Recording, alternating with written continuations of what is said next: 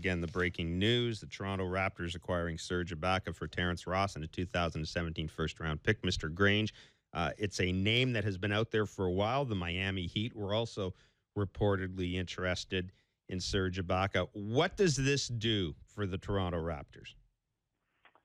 Well, it makes them better right away. It fills a need that is glaring. It's been glaring really for 2 years.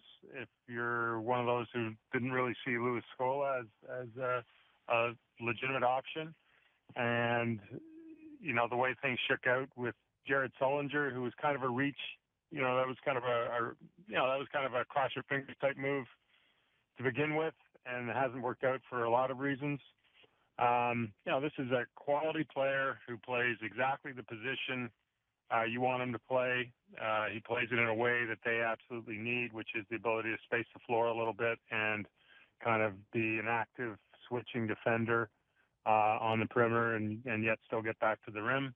You've got tons of playoff experience, and you're doing it by giving up a draft pick, which you don't ever want to do, but it's a late round pick, a late first pick, and in Terrence Ross, a player who, you have, at the very least, you have some redundancy at that position. So it's hard not to think it's a great move. Yeah, I was going to say the price paid seems entirely reasonable from a Raptors point of view. It doesn't, Michael. Like it seems, and again, I know long term with Ibaka, there may be some questions about where he is kind of on his arc, his career arc. But in terms of what it does for you right now and fills an obvious need, and what you give up is what you can afford to give up right now. But it's not debilitating in any way.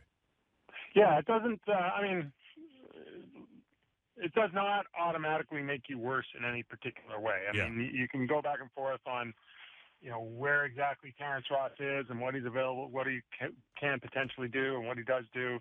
But, I think even if, I'd probably be on this ledger of, I think there is more on that bone, like as a player, Terrence Ross. But, I think it's hard to sit here and go, he was instrumental to everything the Raptors did, and without him, they're going to collapse in his absence. So I think we can all agree on that.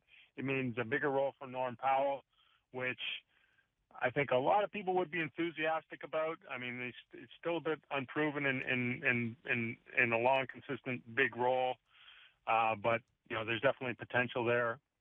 But most significantly is it improves your starting lineup, and just as importantly, because now Pat Patterson, he should be back. He might even play tonight. He's now, ensconced in your second unit. You have much more positional versatility, and you're a better team. I mean, Serge Ibaka he's not maybe the player he was projected to be 3 or 4 years ago, but he's still a really good NBA power forward.